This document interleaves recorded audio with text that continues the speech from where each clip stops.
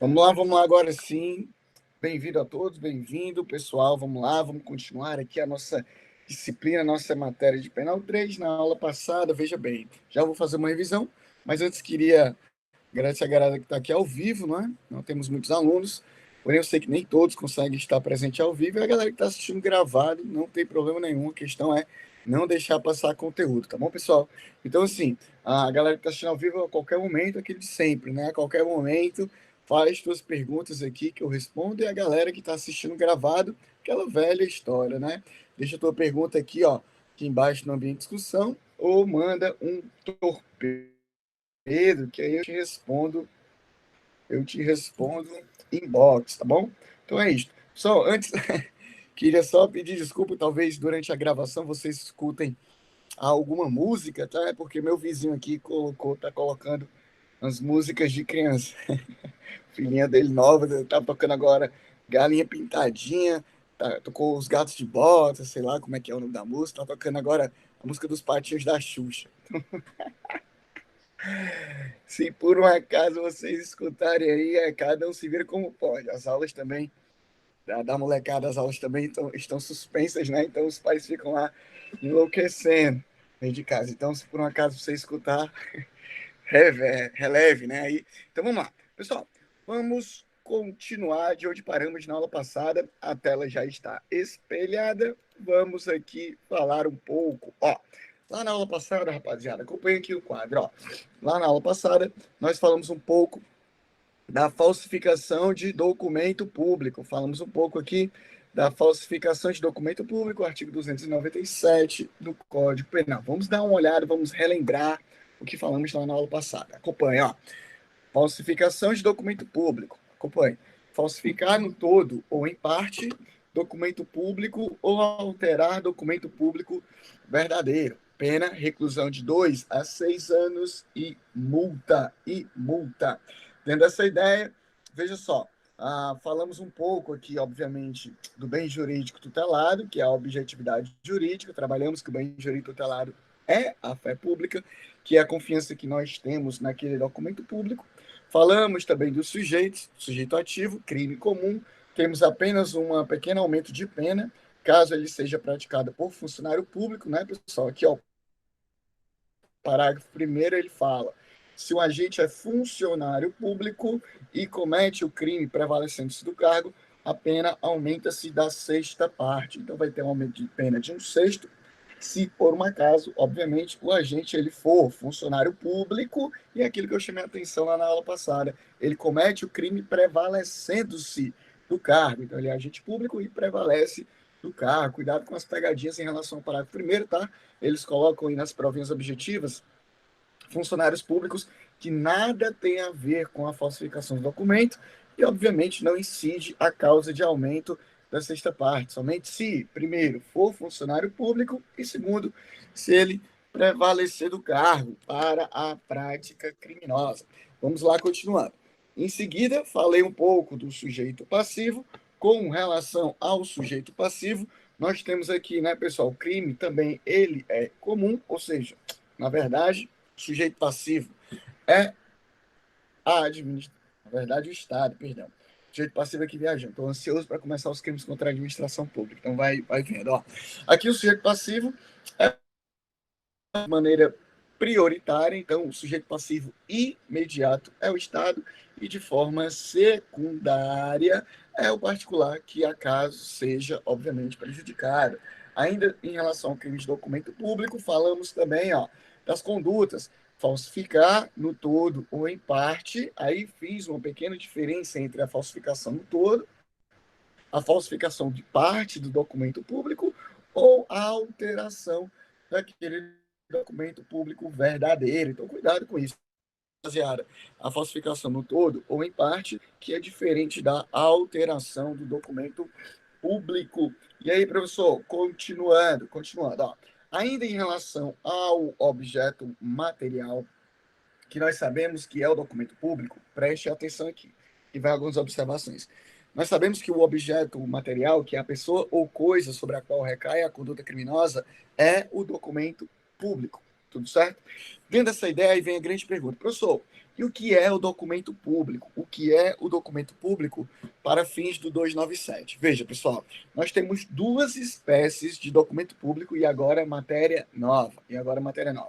Nós temos duas espécies de documento público. Acompanhe aqui, ó.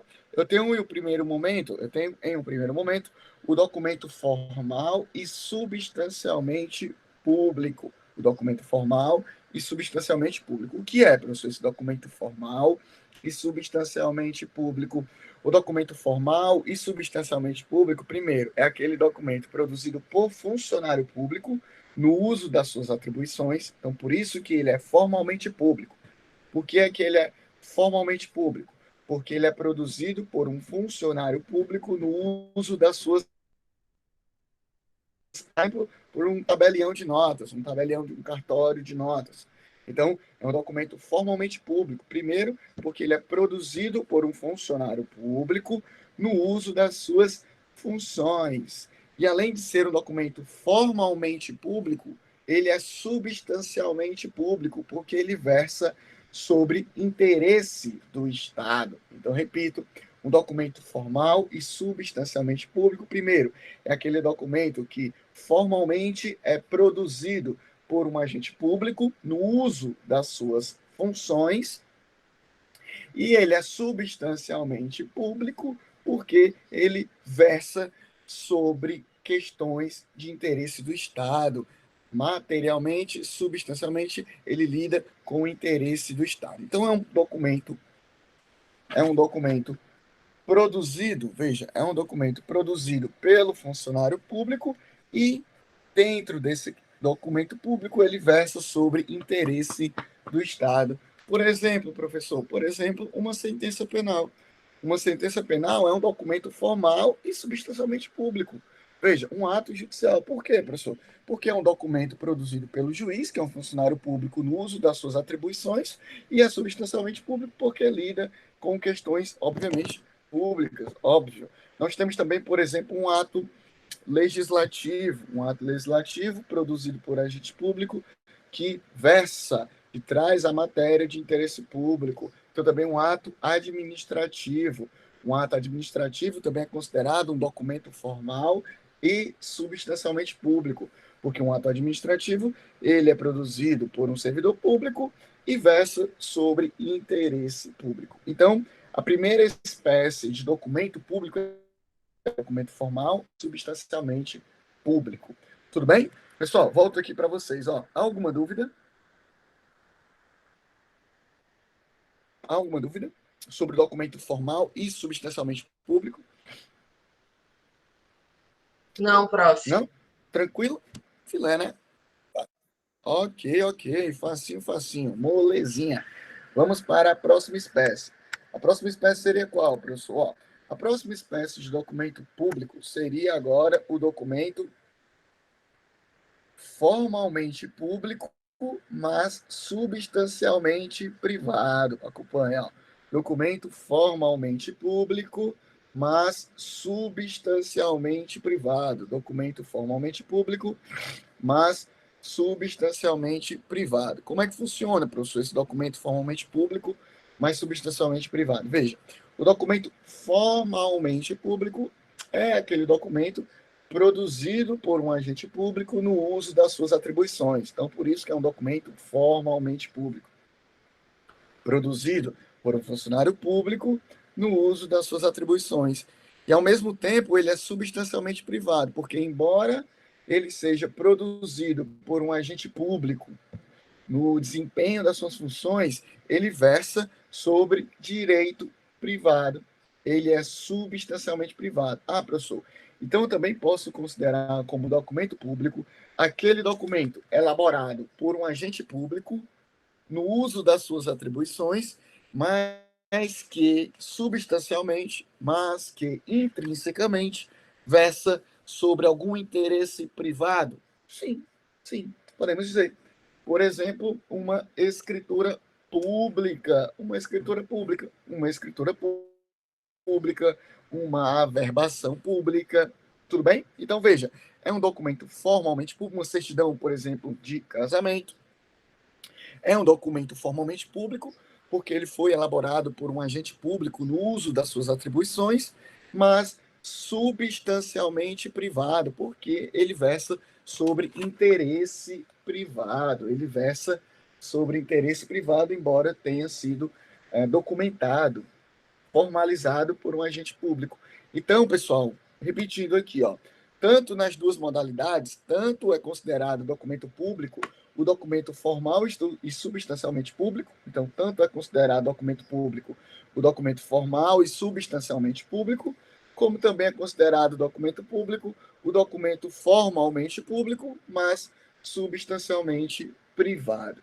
Tudo certo? Então, eu tenho essas duas modalidades de documento público. Muita atenção com isso, porque são pouquíssimos os autores que trabalham com essa diferença, né? Essas subespécies de documento público. Volto aqui para vocês, ó. Há alguma dúvida, rapaziada? Até agora? Alguma dúvida? Não, professor, tudo certo. Não? Tudo certinho? Beleza, só tem fera aqui, só tem fera. Massa, nenhuma dúvida. Vamos lá, vamos lá. Lembrando, pessoal, ó, podem ficar à vontade, que, salvo engano, os comentários de vocês não saem na gravação, não, tá, pessoal? A voz sai. A voz eu sei que sai. Agora, salvo engano, as mensagens não saem, não. Então pode responder aí sem medo, tá, pessoal? Ficou com vergonha. Vamos lá. Dentro ainda dessa questão, nós fazemos aqui, pessoal, uma observação, tá? Qual seria a observação, professor? Preste atenção. Você lembra que nós estávamos falando quanto à falsificação lá de moeda? Uma questão, uma observação, falei sobre a falsificação grosseira. Lembra disso? As mesmas observações em relação à falsificação grosseira lá no crime de falsificação de moeda se aplica aqui ao crime de falsificação de documento público.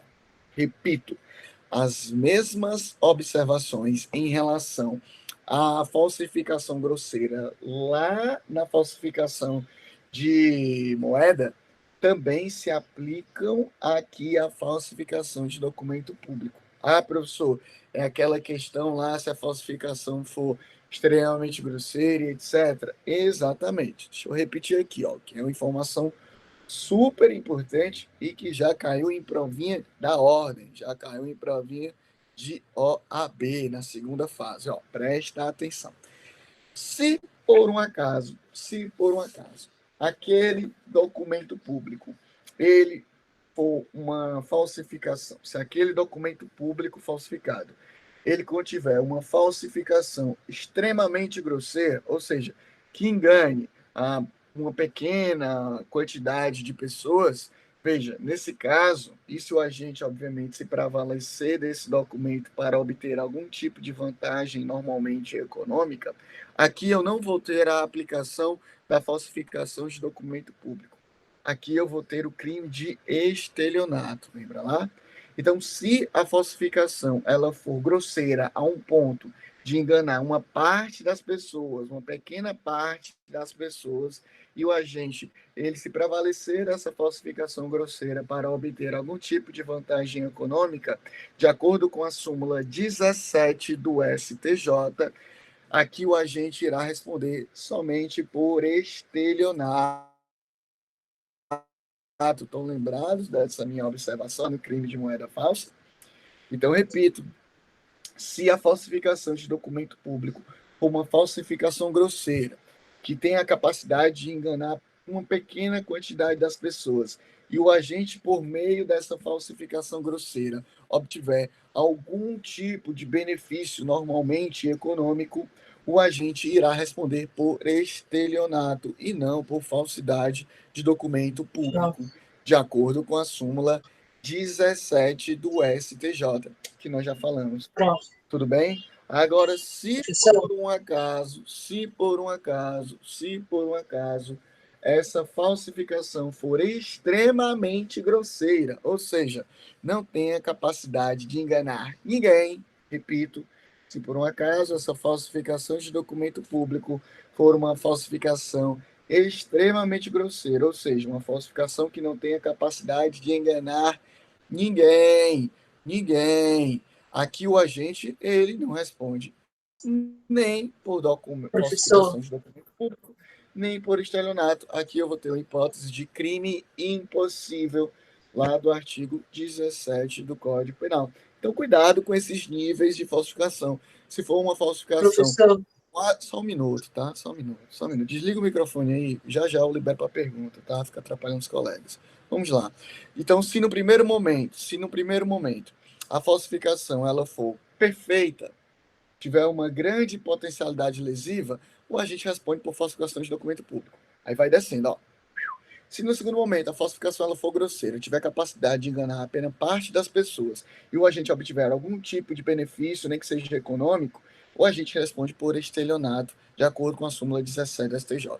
Se for uma falsificação extremamente, mas muito enganar ninguém, absolutamente ninguém, aí nós estamos no último nível do tipo de falsificação e nós temos um crime impossível, de acordo com o artigo 17 do Código Penal. Então foi essa a observação cobrada lá no exame de ordem. Agora volta vocês, agora sim, pode liberar o microfone e perguntar. Vai lá, fica à vontade. tem gente querendo entrar na sala. Vamos lá. Alguma pergunta? Tem o quê? Não vi. Tem gente querendo entrar na sala para assistir a aula. Não apareceu aqui nenhuma. Súmula 17, tá, Eva? Súmula 17 do STJ. Súmula 17 do STJ. Aqui não apareceu nenhuma notificação para mim, não. Talvez esteja desatualizado para essa galera. Não apareceu, não. Deixa eu ver aqui. Ó, não apareceu nenhuma notificação aqui para mim. Eu vou fazer o seguinte, pessoal. Vou deixar aqui para essa galera, né? Tem um jeito que talvez eu consiga. Eu vou sair e entrar na sala novamente, tá? Então, vou sair, vai continuar gravando, tá? Peço desculpa ao pessoal que está assistindo gravado, só para ver se eu consigo botar a galera para dentro. Eu vou sair aqui, vocês continuam na sala. Já já eu entro novamente, tá? Pode ser que assim atualize aqui e apareça a galera. Já já eu volto. Já já eu volto. Se estiver dando travada, eu acho que é aí, porque a internet está funcionando perfeito aqui.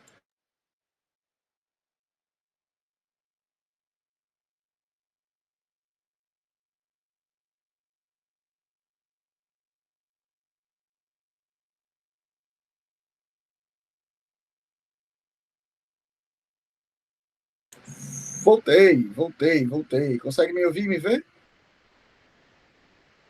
Consegue me ouvir e me ver? Sim. Sim. Fala bem. Sim, fala bem. Vamos lá. Boa. Tudo certo. Tudo tranquilo. Vamos lá. Então, vamos continuar aqui. Ó, não apareceu nenhuma notificação. Então, eu acho que o problema deve ser lá em relação à máquina da pessoa. Tudo certo? Vamos lá. Pessoal, seguinte, ó. Vamos voltando aqui. Então, cuidado com essa questão, com essa observação em relação à falsificação grosseira, tá bom? Em relação à falsificação grosseira, como nós estávamos trabalhando. Há alguma dúvida, pessoal? Há alguma dúvida? Não? Beleza. Então vamos lá. Continuando. Vamos continuar aqui, ó.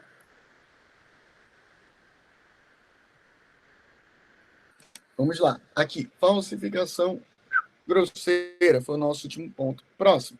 Formas equiparadas. Veja bem, agora eu trago as formas equiparadas do delito, do 297, parágrafo 2º.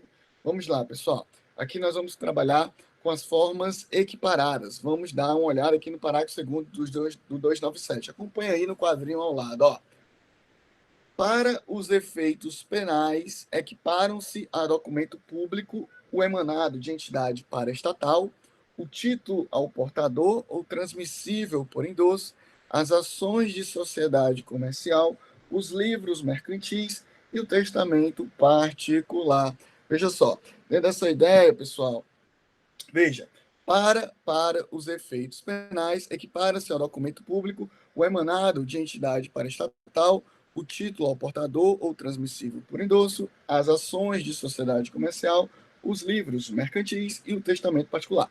Então, veja, aqui eu trago alguns documentos públicos, tá, pessoal, que o legislador ele fez questão de equiparar ao documento público em si, obviamente, para não ter nenhuma dúvida quanto à aplicação dos 297, tá? Então, vamos dar uma olhada rapidamente neles. Até trouxe, lembrando que esse material já está disponível para você aí no Fórum Online. Então, eu peguei o parágrafo segundo e enumerei aqui as hipóteses de forma equiparada, tá bom? Vamos lá. Vamos lá. Primeiro é o emanado de entidade paraestatal. O emanado de entidade paraestatal. Veja só, a primeira questão aqui equipara a documento público o emanado à entidade paraestatal. Acho que vocês devem estar vendo, né, pessoal? Se eu não me engano, direito administrativo esse semestre, né? Não sei se vocês já estudaram os entes que são considerados entidade paraestatal, né? Mas, de qualquer modo, rapidamente, os entes ou a entidade paraestatal são pessoas jurídicas de direito privado, tá? Que simplesmente desempenham funções do poder público, mas essas funções não privativas. Repito, entidade paraestatal são pessoas jurídicas de direito privado, tá?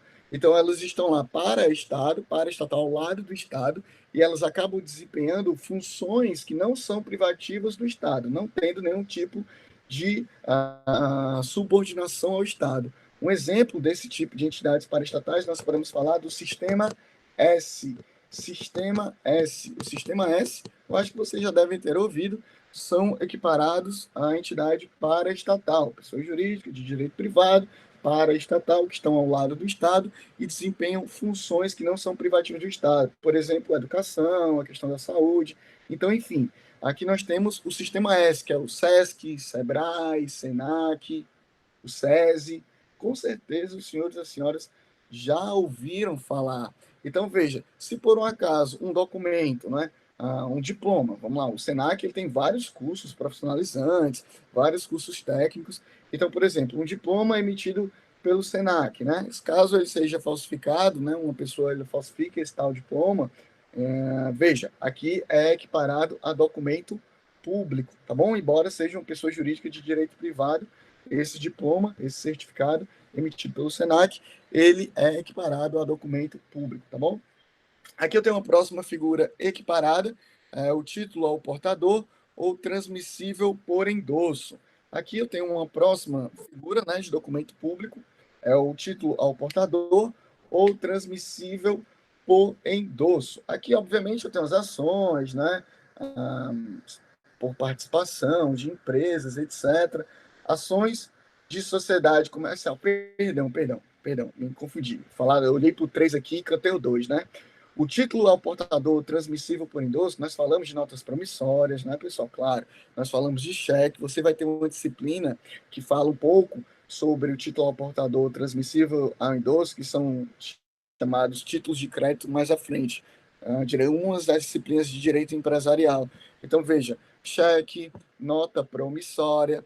Então, veja, cheque e nota promissória, quando estão ainda dentro do prazo que podem ser endossados, ou seja, que podem ser transmitidos a terceiros, são considerados documentos públicos, tá bom? De uma maneira muito simples, é isso. Título ao portador transmissível por endosso, eu falo cheque, notas promissórias que podem ser transmitidas por endosso. Aí a próxima, agora sim, ações de sociedade comercial, são as ações em si, né?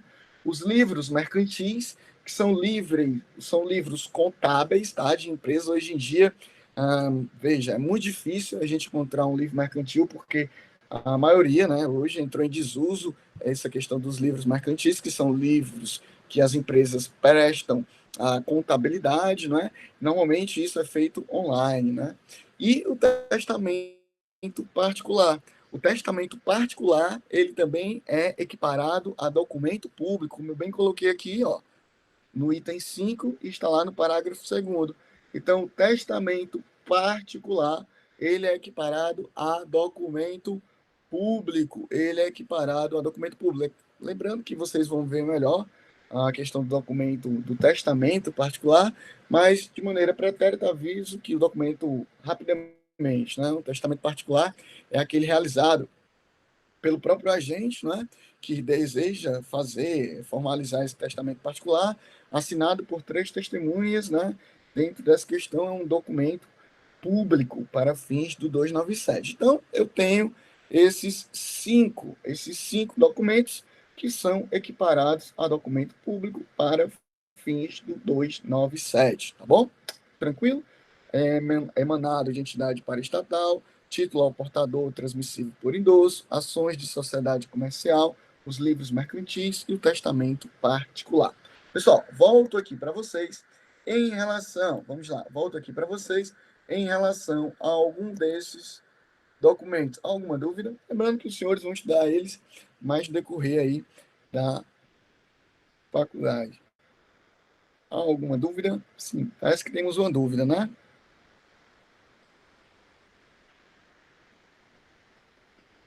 O 2 é o título ao portador ou transmissível por endosso. Lembrando, título ao portador transmissível por endosso compreende-se os chamados títulos de crédito, que podem ser endossados, que podem ser transmitidos a terceiros. Vocês vão estudar melhor essa questão dos títulos de crédito lá na frente, na parte de direito empresarial, mas aviso, o título ao portador é o transmissível por endosso, nós damos como exemplo o cheque ou as notas promissórias, que podem ser endossadas, tá bom? Cheques ou notas promissórias que podem ser endossadas, tá bom? Lembrando que vocês vão aprofundar a teoria dos títulos de crédito, mais à frente lá em direito empresarial. Alguma outra dúvida? Tudo bem? Tranquilo. Alguma outra dúvida?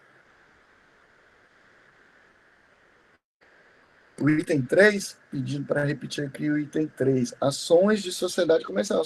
São as ações que são compradas, vendidas no mercado, caso seja emitido um papel, né? Hoje em dia não se trabalha tanto com esses papéis, né? Trabalha mais na questão digital, online, mas caso seja emitido um papel cujo conteúdo seja a ação de uma sociedade comercial, é equiparada a documento público. Simples assim. Tudo bem? Mercado financeiro. Hoje é bem mais difícil tu ver esses papéis, né, que representem ações de empresa, mas ainda é possível. Tá certo? Tudo bem? Ok, tranquilo. Posso seguir, pessoal? Posso seguir?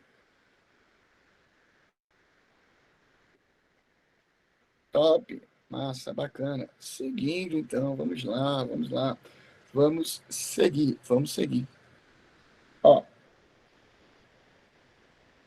ainda sobre o 297, sobre essa questão dos documentos públicos, eu tenho duas observações. Olha só que perguntinha bacana que já foram cobradas em provinhas, tá? Olha só, acompanha aí no quadro ao lado, ó.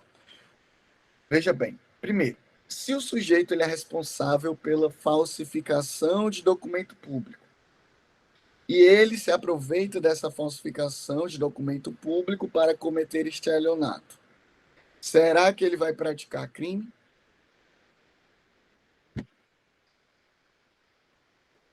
Tudo bem? Vamos lá. O sujeito ele é responsável pela falsificação de documento público e aí ele se aproveita dessa falsificação de documento público para praticar estelionato. Será que ele irá responder pelo crime, pessoal? O que é que você acha? Responda aí.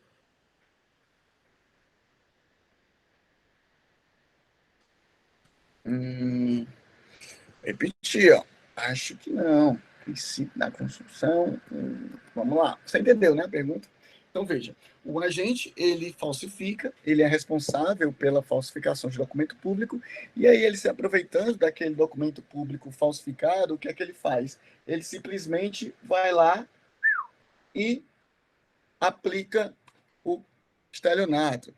Dentro dessa questão, ele se vale dessa figura, documento falsificado, vai lá e pratica o estelionato. Pessoal, veja, ouça o que eu vou dizer agora, ó, preste bem atenção. Se o falso, que é o documento público, se o falso se extingue no estelionato, será por esse absorvido. Tudo bem? Repito, se o falso se extingue, no estelionato, será por esse absorvido. Se o falso se extingue no estelionato, será por esse absorvido. absorvido. Será por esse absorvido. Tudo certo? Então, se o agente ele utiliza aquele documento público para obter aquele documento público falsificado para obter algum tipo de vantagem econômica, e o documento público ele fica retido lá com aquela pessoa que sofreu o desgaste econômico, e ele se exaure, ou seja, o documento público não pode ser reutilizado, ou seja, se o falso se extingue, né, se limita a um crime de estelionato, será por esse absolvido. É o que reza, repito, falo novamente, dessa súmula, a súmula 17 do STJ. Deixa eu aqui, colocar nessa súmula. Súmula 17 do STJ. Quando o falso se exaure no estelionato sem mais potencialidade lesiva, é por este absorvido. Súmula 17 do STJ. Então, fique muito atento a essa súmula, tá, pessoal? Quando o falso se exaure no estelionato sem mais potencialidade lesiva, é por este absorvido. Então, se o agente, ele simplesmente faz o quê, professor? Se o agente, ele simplesmente falsifica algum dos documentos públicos e dessa falsificação de documento público ele obtém algum tipo de vantagem econômica a fim de caracterizar o estelionato, ele será punido pelo estelionato. Princípio da consunção. Tudo certo? Tranquilo isso? Deu para entender, rapaziada? Volto aqui para vocês. Deu para entender? Consigo ver os senhores. Deu para entender? Cuidado, tá, pessoal? Essa súmula 17 é mais antiga do que andar para frente, mas cai muito em prova. Ela é mais antiga do que andar para frente, mas cai muito em provinha. Tudo certo? Tranquilo, tranquilo, tranquilo. Agora, só para os melhores, tá? Veja, veja. Se o documento ainda estiver surtindo efeitos, ele responde pelos crimes concursos. É exatamente essa observação que eu iria fazer. Muito bem, muito bem. Aqui, note que a súmula 17, ela fala o seguinte, quando o falso se exaure no estelionato, sem mais potencialidade lesiva, é por este absorvido. Então, veja, se por um acaso o agente ele falsifica o documento e ele começa a praticar vários golpes com aquele documento falsificado, com aquele documento público falsificado, aí sim ele vai responder pelos vários crimes em concurso material. Tudo bem? Porque o falso ele não se exauriu no estelionato, ele não acabou no estelionato, ou seja, ele ainda tem potencialidade lesiva. Então, somente será aplicada a súmula 17 do STJ se aquele documento público falsificado, ele finaliza naquela conduta praticada pelo agente. Finalizou, não tem mais potencialidade lesiva, ou seja, não tem mais capacidade de enganar ninguém com aquele documento, súmula 17 só utiliza o estelionato. Agora, se o agente ele utiliza um documento público para aplicar vários golpes, aplica um golpe numa pessoa, aplica um golpe na outra, com o mesmo documento público falsificado, em várias pessoas, aí eu tenho o concurso material de crimes, porque, veja, aquele documento, ele tem potencialidade lesiva, continua tendo potencialidade lesiva. Deu para entender, pessoal? A aplicação da súmula 17 do STJ? Deu para entender? Sim, sim, sim, sim, sim, sim. Massa, show de bola, bacana. Vamos continuar. Próxima observação, trabalho aqui com a observação 2. E se a falsificação de documento ocorre subsequentemente à prática de outro crime? E se a falsificação de documento ocorre subsequentemente à prática de outro crime? Tudo certo? Se a falsificação de documento ocorre subsequentemente à prática de outro crime, professor. Como assim? Veja, primeiro o agente ele praticou um crime e depois ele falsificou. Me dá logo o exemplo. Vamos lá. O agente ele praticou o crime de receptação de um carro. Tudo certo? Ele praticou o crime de receptação. Aí ele falsificou um documento público que diz respeito àquela receptação. Aí é a minha pergunta. Nesse caso, o agente ele responde Somente pela receptação, somente pela falsificação ou pelos dois delitos? O que é que você acha? Repito, ó. Se a falsificação do documento ocorre subsequentemente à prática de outro crime. Me diga aí. Bom, estou esperando.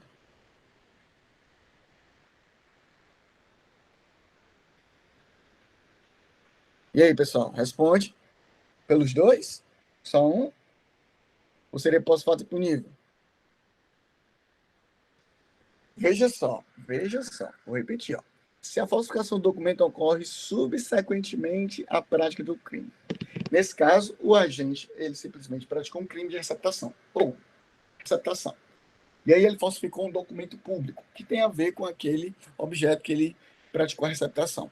Nesse caso, ele responde só pela falsidade, só pela receptação, ou pelos dois. Aqui, pessoal, eu tenho uma aplicação do concurso de crimes, tá bom? Aqui eu tenho um concurso material de crimes lá do artigo 69 do Código Penal, tá bom? Então, se a falsificação do documento for posterior à prática de outro crime, aqui eu tenho um concurso material de crimes, tá bom? Aqui eu tenho um concurso material de crimes. Então, muito cuidado com isso, muito cuidado, porque, veja, não tem princípio da construção aqui. Ah, professor, é o princípio da construção, ele vai responder somente pela falsidade. Não tem nada a ver. Por quê? Porque, veja só, para ele alcançar a falsidade, obrigatoriamente, necessariamente, ele tem que praticar uma receptação? Não, não. Então, veja, a receptação, ela não é crime meio para falsidade. Muito pelo contrário, a falsidade, ela foi feita para dar um maior valor, para dar um maior exaurimento ao crime de receptação. Então, tem um concurso material de crimes. Material de crimes. Tudo certo? Há alguma dúvida, pessoal, até agora? Posso continuar?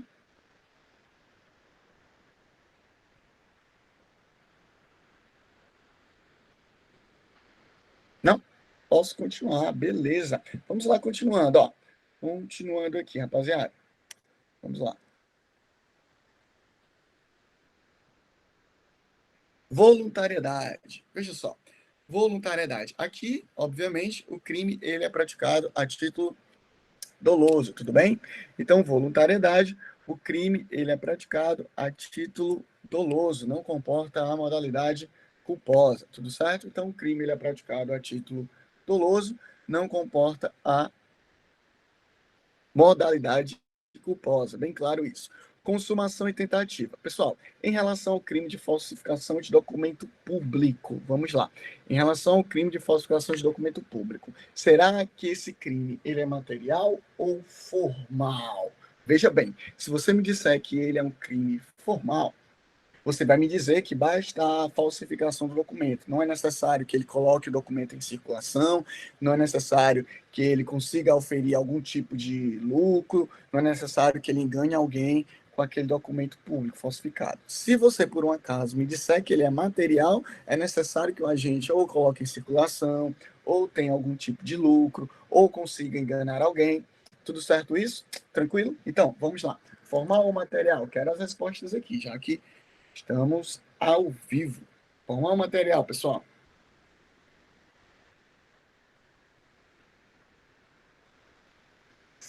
Muito bem, muito bem. Aqui nós temos um crime formal, tá bom?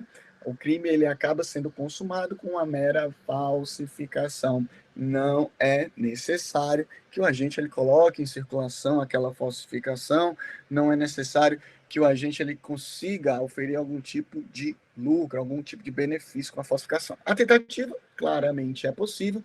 O delito ele pode ser fracionado, né? Dentro da sua linha executória. Então, a tentativa ela é perfeitamente possível. Continuando. A competência para o processo e julgamento. Aqui eu entro num tema bem nebuloso, bem complicado, tá bom? Bem uma zona cinzenta desse delito aqui, ó. Presta atenção. Qual será a competência para o processo e julgamento, professor, desse crime de falsificação de documento público? Primeiro, vocês já devem ter visto um pouco sobre, né, competência lá em Teoria Geral do Processo Civil, né? Agora é só processo civil, né? Na minha época antigo, né, professor? Era teoria geral do processo, penal e civil. Mas vocês viram, acho que basicamente, a questão da competência, não já, pessoal, lá em teoria geral do processo? Pois bem, aí vocês sabem que tem vários tipos de competência, territorial, a em razão da matéria, né?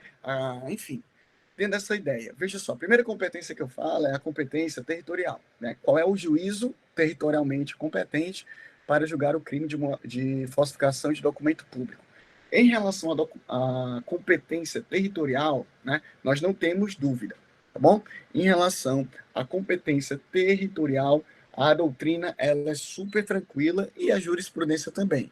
Afirma, ó, em relação à competência territorial, o juízo competente para julgar o crime de falsificação de documento público é o juízo do local onde foi realizada a falsificação. Tudo certo? Tudo certo?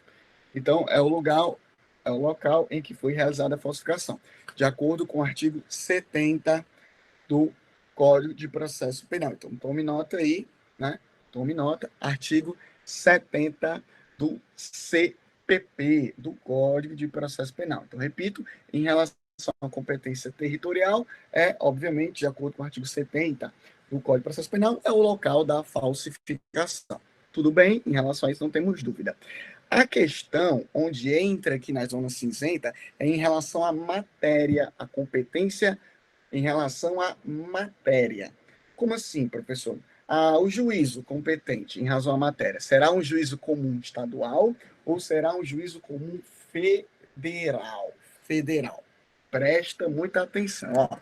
Estou olhando aqui para vocês se é um juízo comum estadual ou federal. Presta atenção aqui. Muitos doutrinadores, eles só falam assim, ó, é estadual se a emissão do documento público que foi falsificada é da competência do Estado.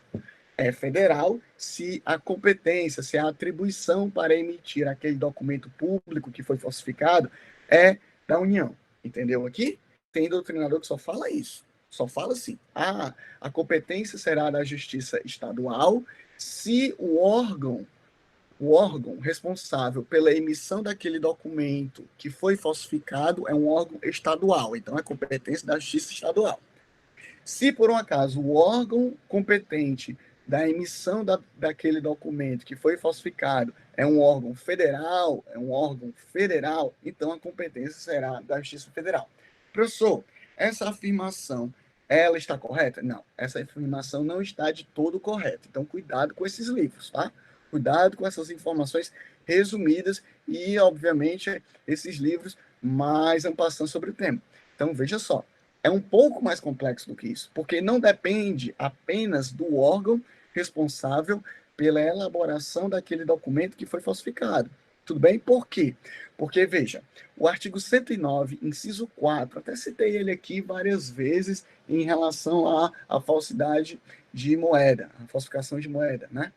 O artigo 109, inciso 4 da Constituição Federal, diz que a competência para o julgamento, né, na Justiça Federal será em relação aos delitos que versarem sobre bens, serviços e interesses da União e etc. Então, veja, se por um acaso o agente ele praticar um crime contra bens, serviços, interesses da União, as suas autarquias federais ou a autarquia federal ou empresa pública federal, a competência será da Justiça Federal. Então, veja, eu tenho que observar o artigo 109, inciso 4 da Constituição.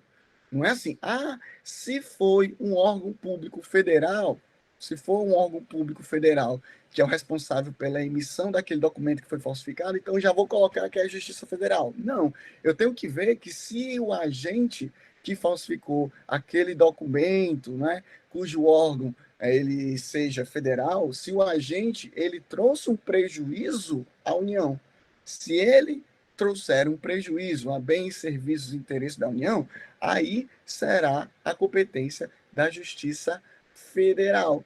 Tudo certo isso? A gente pode utilizar assim esse entendimento um pouco respaldado lá na súmula 546 do STJ. Deixa eu colocar aqui, ó.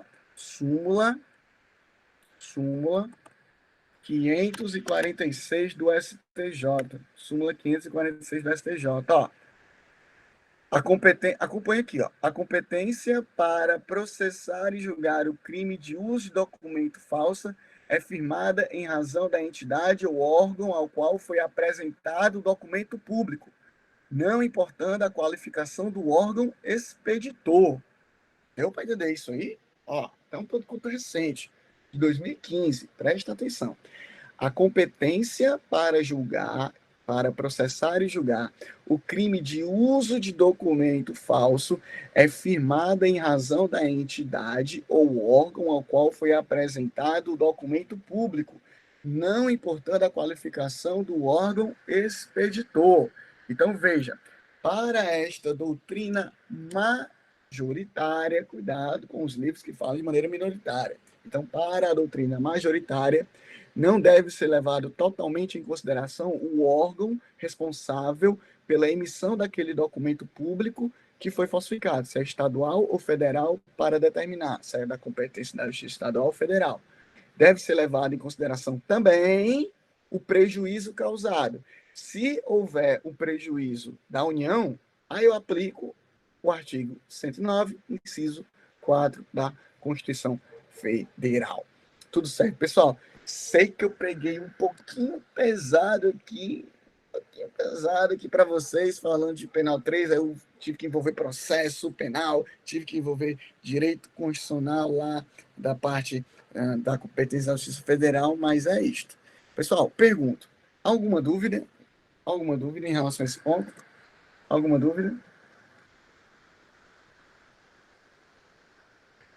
Alguma dúvida, pessoal? Não? Não? Então, cuidado, tá? Não vá cego na resposta. Ah, se for um órgão federal, competência federal. Se for um órgão emissor que foi estadual, não. Tenha calma. Veja o prejuízo, tá bom? Vamos lá. Dentro dessa ideia, outras formas equiparadas. Ó, o parágrafo 3º e o parágrafo 4º trazem outras formas equiparadas a este crime. Ó, veja bem. Outras formas equiparadas a este crime. Nas mesmas penas incorre quem insere ou faz inserir. Nas mesmas penas incorre quem insere ou faz inserir. Vamos lá. Na folha de pagamento ou em documento de informações que seja destinado a fazer prova perante a Previdência Social, pessoa que não possua a qualidade de segurado obrigatório. Na carteira de trabalho e Previdência Social do empregado ou em documento que deva produzir efeito perante a Previdência Social, declaração falsa ou diversa da que deveria ter sido escrita. 3. Em documento contábil ou em qualquer outro documento relacionado com as obrigações da empresa perante a Previdência Social, declaração falsa ou... Enfim, o inciso 1, inciso 2, inciso 3, pessoal, fala, respectivamente, de formas equiparadas lá ao documento público. Ele traz, basicamente, lá outras formas equiparadas do documento público. Você nota que todos os documentos que foram citados aqui, ó, dizem respeito a um prejuízo contra a Previdência Social. Então, você nota que todas as modalidades, tanto no inciso 1, tanto no inciso 2, tanto no inciso 3, tá bom? Veja, que aqui o sujeito passivo, especificamente é o Estado, mas mais específico ainda é a Previdência Social. Porque todas as falsificações que trabalham, inciso 1, inciso 2, inciso 3, vão acabar lesando a Previdência Social. Então, cuidado com isso. Aqui são documentos que fazem prova perante a Previdência Social. Folha de pagamento, carteira de trabalho, ou outro documento contábil, sempre que vai trazer um prejuízo em relação à Previdência Social. Ó, Previdência Social, certo? Veja, parágrafo 4º, vamos dar uma lida. Nas mesmas penas incorre quem omite nos documentos mencionados no parágrafo 3º nome do segurado e seus dados pessoais, a remuneração, a vigência do contrato de trabalho ou de prestações de serviço. Mesma coisa, né, pessoal? Então, o que é que eu quero deixar claro aqui para vocês? Em relação ao parágrafo 3º e parágrafo 4º, duas observações. Bom, primeira observação, que são documentos que causam, uma vez falsificados, obviamente, né, são documentos que causam prejuízo à Previdência Social. Ponto. Essa é a primeira observação. E são formas equiparadas que trazem prejuízo à Previdência Social. Ponto. Uma segunda observação é que, especificamente falando, aqui, tanto no inciso 3, no parágrafo 3º, perdão, quanto no parágrafo 4º, nós não estamos falando, tecnicamente, em uma falsidade material. Nós estamos falando em uma falsidade ideológica. Por quê, professor? Lá na frente nós vamos trabalhar sobre falsidade ideológica, tá? Lá do 299. Mas só quero fazer uma pequena diferença agora. A falsidade documental que nós estamos trabalhando até agora é quando a formalidade do documento atingida, ou seja, existe uma falsificação quanto à formalidade do documento. Já a falsidade ideológica, a falsidade recai sobre as informações contidas no documento público verdadeiro. Entende isso? Já vou dizendo essa diferença que vai servir lá na frente, é um spoiler. Veja bem, falsidade documental que nós estamos trabalhando é quando o agente ele falsifica formalmente o documento. Ele tem uma folha em branco e ele cria um documento, via de regra, um documento público. Tá bom? Já a falsidade ideológica é quando o agente ele tem um documento público verdadeiro. Olha a diferença, falsidade ideológica. O documento público ele é verdadeiro e o agente ele insere informações falsas. Então, essa é a falsidade ideológica. Documento público verdadeiro e o agente ele insere declarações falsas. O agente ele insere declarações falsas. Note que tanto no inciso 1, no inciso 2, no inciso 3 e no parágrafo 4º, nós temos uma modalidade não de falsificação de documento, para ser bem cri-cri, né? Para ser bem técnico. Nós não temos uma falsidade, tecnicamente falando, de documento, nós temos uma falsidade ideológica. Por quê? Porque o agente ele insere na folha de pagamento, inciso 1, acompanha, ó, o agente ele insere na folha de pagamento, ou em documento verdadeiro, informações falsas que vão trazer prejuízo à Previdência. Ele insere numa carteira de trabalho e Previdência Social verdadeira informações falsas. Você consegue perceber que é uma falsidade ideológica?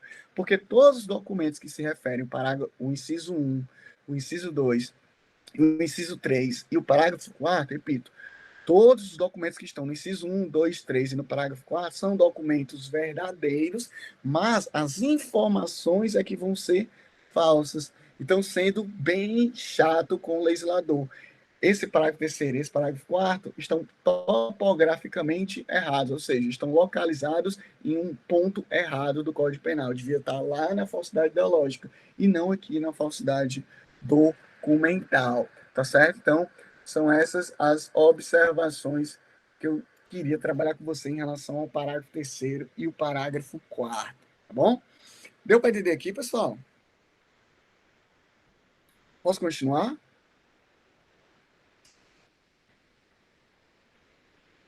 Posso continuar? Posso. Sei que eu estou pegando um pouco pesado, tá, pessoal, em relação aqui ao crime de documento público, né? Documento falso, público, porque realmente ele é cobrado nesse nível, tá? Quando cai em provinha, a galera não perdoa, tá bom? Vamos lá. Ação, para a gente finalizar e falar um pouco da falsificação de documento particular. Ação penal, pública incondicionada, é a regra, tá bom? A pena, vamos lá dar uma olhada, ó. Pena de 2 a 6 anos e multa. Pena de 2 a 6 anos e multa. Pena de 2 a 6 anos e multa. Pessoal, essa pena ela é de alto, médio ou baixo potencial?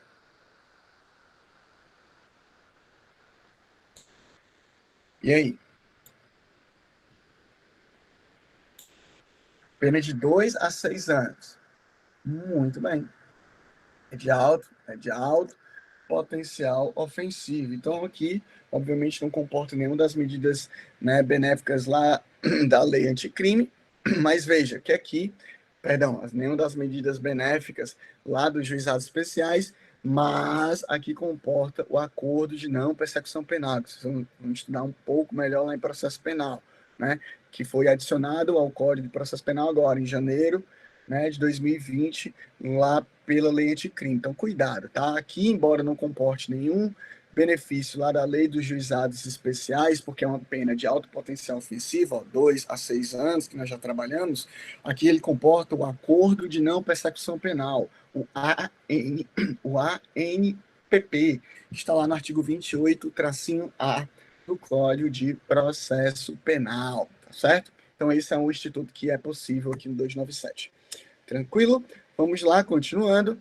Veja, uma outra observação a trabalhar é em relação aqui, tá? Há uma diferença, uma observaçãozinha que alguns doutrinadores eles trabalham, é interessante, por quê? Porque se você for observar lá o Código Eleitoral e o Código Penal Militar, eu tenho tipos específicos para falarem sobre a questão da falsidade em documento público. Eu tenho tipos específicos para isso. Se você for observar bem o Código Penal, né, militar e o Código Eleitoral, eu tenho tipos específicos. Quem, por exemplo, falsifica documento público, né, para fins eleitorais, vai incorrer lá no artigo 348 da Lei 4737 de 65, ou seja, se eu falsificar um documento público para fins eleitorais, vai ser aplicado um crime eleitoral. Aí, próximo, Código Penal Militar. Se eu falsifico um documento público para fins militares, eu pratico lá o 311 do Decreto-Lei 1001-1001-69, que é o Código Penal Militar. Aqui, claramente, eu tenho a aplicação do princípio da especialidade. Então, cuidado com essas figuras, tá, pessoal? Sei que é um pouco puxado falar de Código Eleitoral, Código Penal Militar, mas que é para a galera aí que já pensa em fazer algum concurso na área, né, nem que seja de nível médio, já fica esperto em relação a isto. Bom, tranquilo? Pessoal, finalizamos aqui o 297. Aí eu pergunto aos senhores e às senhoras, há alguma dúvida?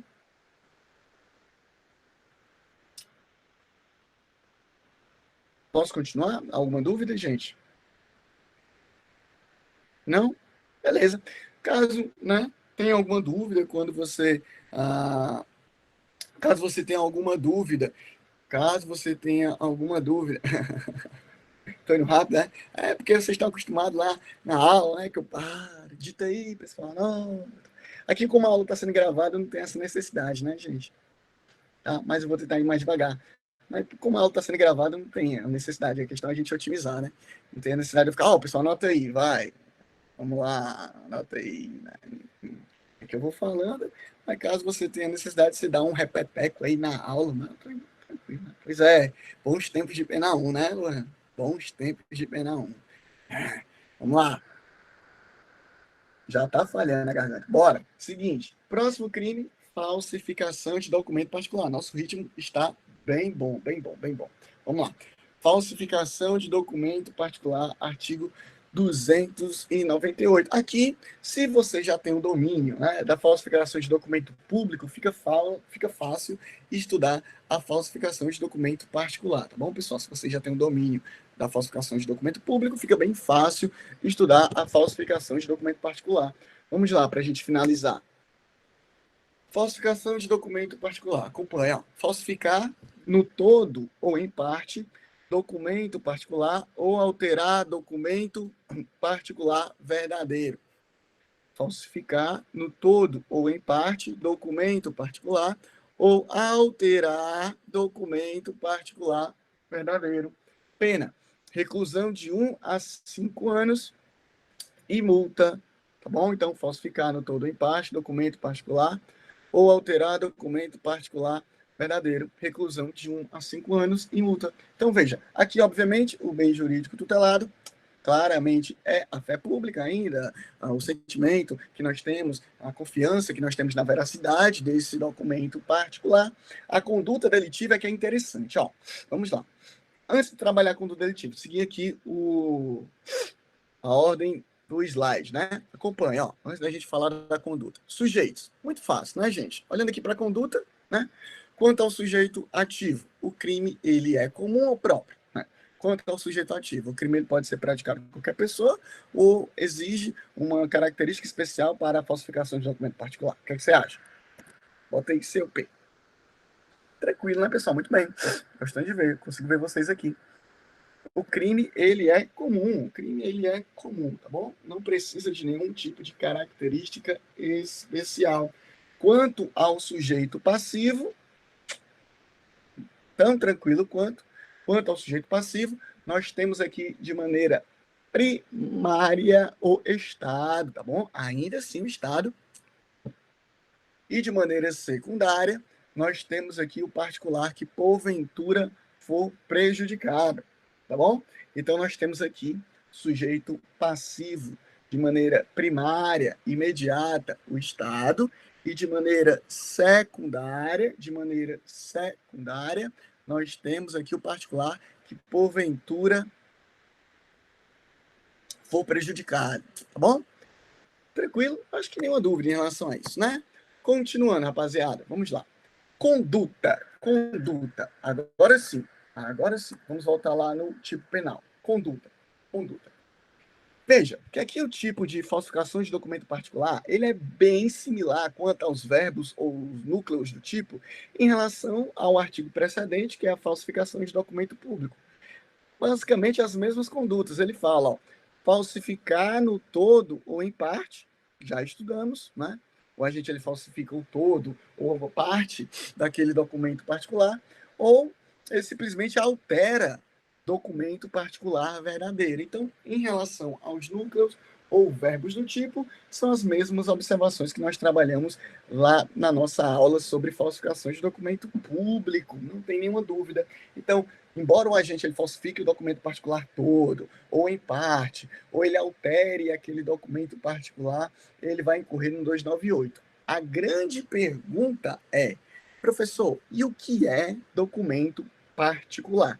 Por quê? Porque documento público, né? Existe lá uma lista de documento público particular, documento público, né, equiparado, que nós trabalhamos. Aqui, em relação ao documento particular, é a grande pergunta. O que é o documento particular?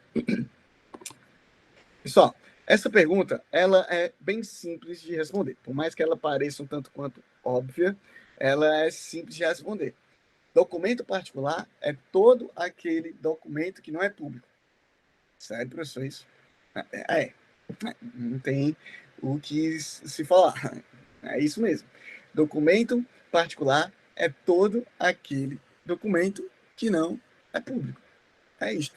Documento particular é todo aquele documento que não é público. Então, se por um acaso o documento ele não se encaixa dentro de todas aquelas hipóteses que nós falamos de documento público, é um documento particular. Por exemplo, um contrato particular de compra e venda, entende isso? É um documento particular. O contrato particular de cessão, um contrato particular de empréstimo. Então, veja, esses são os documentos particulares. Nós claramente falamos que o documento particular é todo aquele documento que não é público. Tudo certo? Tranquilo? Voltando aqui para vocês. Alguma dúvida, pessoal? Eu sei que é meio óbvio falar isso, mas é o melhor entendimento, tá? É o entendimento residual. Eu trabalho de maneira residual. Se eu não consigo encaixar o meu documento lá nas hipóteses do documento público 297, aí eu encaixo em 298. Alguma dúvida até aqui, gente? Não? Nenhuma dúvida? Bacana, show de bola. Então, voltamos aqui, ó. Veja só. Vamos lá. Então, esse é o documento particular. Próximo, voluntariedade. Aqui apenas para efeito, né, teórico, né? São informações tanto quanto básicas. Voluntariedade, o crime, ele é praticado somente na modalidade dolosa, não importa a modalidade culposa, então a gente ele tem que ter a intenção de falsificar aquele contrato particular de compra e venda, aquele contrato particular de cessão, aquele contrato particular, né, enfim, somente pode ser praticado a título doloso, certinho? Consumação, do mesmo modo, que em relação à falsificação de documento público, aqui na falsificação de documento particular, não é necessário que o agente ele coloque o documento particular em circulação. Não é necessário que o agente ele obtenha algum tipo de lucro em relação a esse documento particular. Então, falamos que o crime ele é formal, tudo certo? Então, falamos aqui que o crime ele é formal. A tentativa é possível, já que é possível o fracionamento das condutas, tá bom? Então, repito, consumação, o crime, ele é formal, não é necessário que o agente obtenha lucro, não é necessário que ele coloque em circulação, basta falsificar, e a tentativa ela é possível, porque ela pode ser fracionada, tá bom? Em relação aqui à pena, ó, dá uma olhada. A ação penal, obviamente, ela é pública e incondicionada, que é a regra que nós temos. Ação penal pública e incondicionada. A pena, reclusão de 1 a 5 anos. Tudo certo? Então, ação penal pública incondicionada, a pena ela será de 1 a 5 anos. A pena de 1 a 5 anos. Tá bom? Em relação à pena, vamos lá. Já sabe a pergunta que eu vou fazer, né? Em relação à pena, é de alto, médio ou baixo potencial ofensivo, pessoal? Vamos lá. Pena de 1 a 5 anos. Muito bem, gente. Médio potencial ofensivo. Show de bola. Por que, professor médio? Porque a pena mínima ela é igual ou inferior a 1 ano. Então, eu tenho aqui, obviamente, pena de 1 a 5 anos e multa. Tudo certo isso? Tranquilo? Aqui o parágrafo único, ó. Para fins do disposto no caput, equipara-se ao documento particular cartão de crédito ou débito. Cuidado com essa pegadinha clássica de concurso. Veja, eu falei para você, cheque, nota promissória, dentro do período lá correspondente à sessão, é equiparado a documento público. Tudo certo? Então, o cheque e a nota promissória dentro do período lá de endosso é considerado documento público. Já o cartão de crédito ou cartão de débito é considerado documento particular. É considerado documento particular. Cuidado com essa pegadinha. Cheque, nota promissória, dentro do período de endosso, documento público. Cartão de crédito, cartão de débito, documento particular. Mas, professor, por que existe essa diferença? A diferença ela é bem tranquila por causa do prejuízo que pode ser causado, né, pessoal? Cartão de crédito, débito, prejuízo. Em tese, a circulação desse documento é menor do que a circulação do cheque, que pode ser avalizado, tá bom? Novamente, fique atento aqui, tá? De acordo com o princípio da especialidade, ao Código Eleitoral e ao Código Militar, tá bom? Fique atento aqui ao Código Eleitoral e ao Código Militar, porque eles trazem condutas específicas do agente que falsifica documento particular. Tudo certo? Então fiquem atentos aqui ao Código Eleitoral e ao Código Militar, porque eles trazem condutas específicas em relação ao agente que falsifica documento particular, o 349 e o 311. O 311. Tudo certo isso? Tranquilo? Beleza? Pessoal, a próxima aula a gente continua falando aqui da falsidade ideológica, tá? E eu encerro por aqui. Há alguma dúvida, pessoal? Tá bom de conteúdo? Tá bom de conteúdo. Nosso ritmo tá bem bom. Essas aulas tá bem bom, bem bom. Até o final do mês eu lanço, tá? Já tô corrigindo algumas. Tô corrigindo por ordem alfabética. Deixa eu ver onde é que eu tô. Tô no F, tá? Então, eu quero, né? Eu quero até o final de semana, né? Ter corrigido. E aí, na próxima semana, no início, logo, no máximo, eu tô lançando, tá bom? As notas, fiquem tranquilos em relação a isso, tá bom? As notas estão sendo excelentes, excelentes, excelentes, excelentes. Como não poderia ser. Alguma dúvida, pessoal? Alguma dúvida? Tudo ok? Então, pessoal, se mantenham saudáveis, cuidem dos seus familiares, cuidem de vocês mesmos, tá, pessoal? Cuidem de vocês mesmos, cuidem dos seus familiares, se mantenham saudável. Para a galera que está assistindo o vídeo, não esquece, qualquer dúvida, me pergunta aqui no ambiente de discussão, me pergunta por meio de torpedo, tá bom, pessoal? E até o próximo encontro. Tchau, tchau.